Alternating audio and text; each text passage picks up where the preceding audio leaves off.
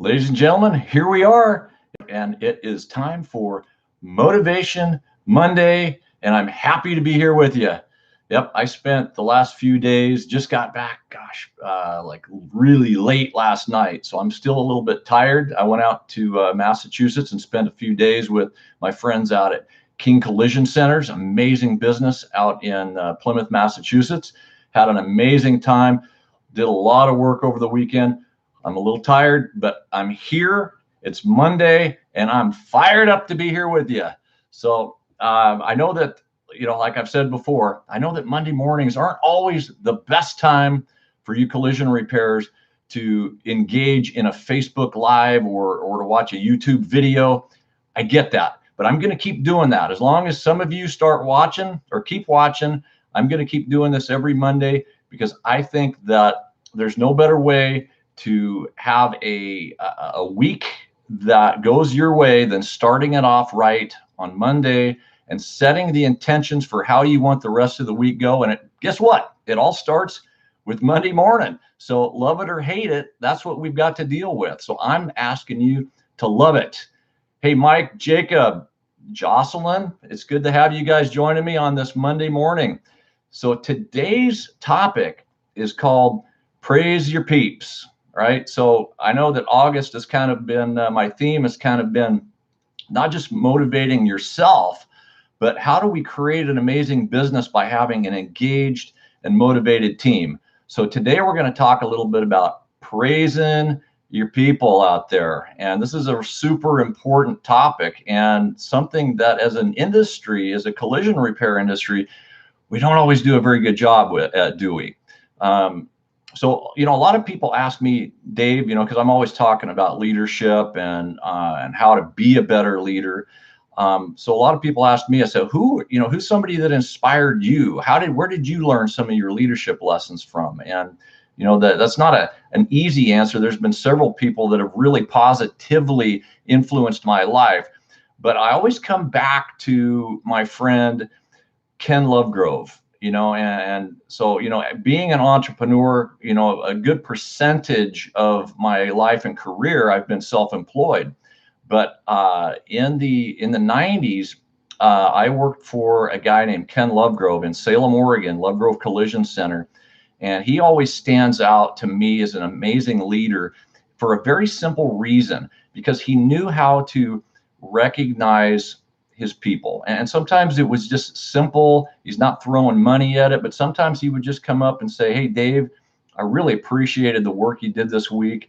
And maybe he'd slip me $100 and say, why don't you take your wife out to a nice dinner tonight or something? And see, those little things like that are very meaningful, because what he was doing is he was permanently linking my my work ethic to praise and to pleasure.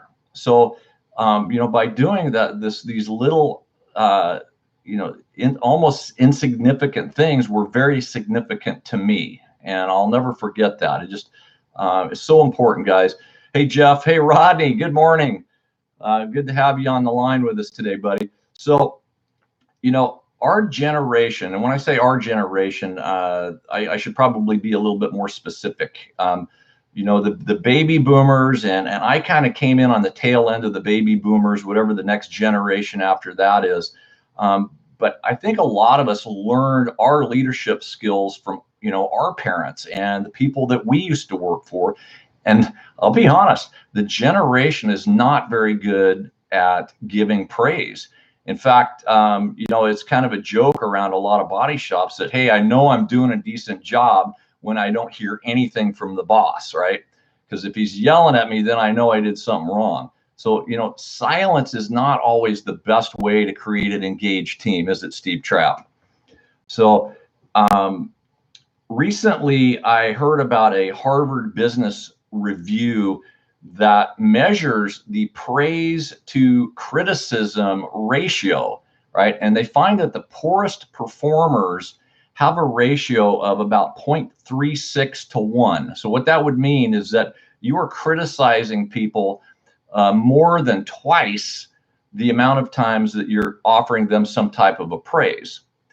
And the highest performers in this study rated a little bit better. See, but they praise their people at a ratio of 6 times to 1 time criticism.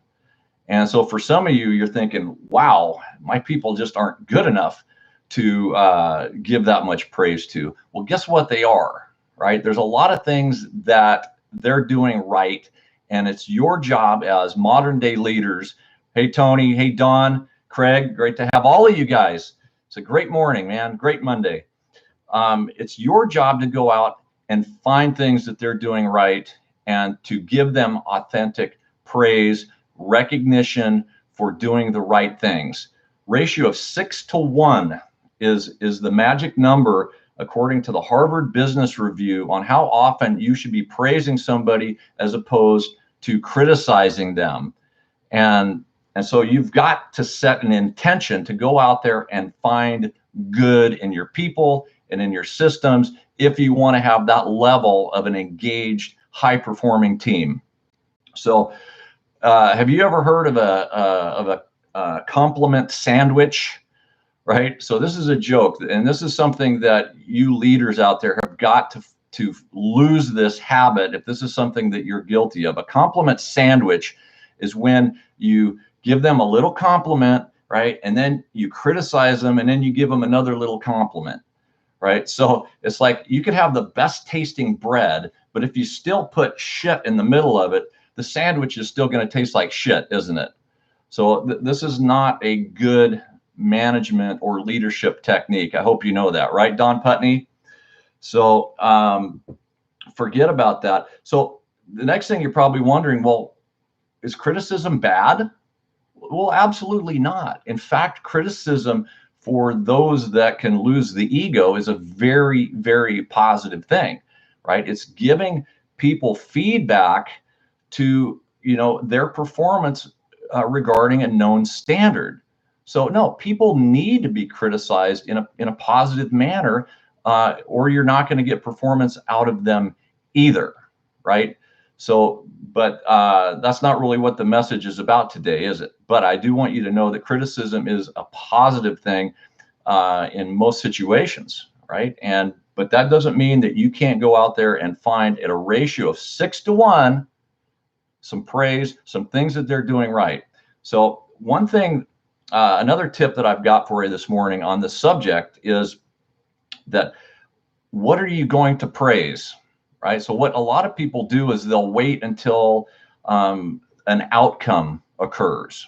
So for example, let's say, you've got a team of people and at the end of the month, you get your CSI score and it's 98%, and you go around and you pat everybody on the back and say, great job, team. Fantastic job this month. And that's important, right? That's what we call outcome praise or outcome rewards. If you really want to have a winning team, what you need to do is identify the individual steps, right, in the process that create a great outcome, like a great CSI score. So maybe you hear somebody updating a customer and they're doing an excellent job on that.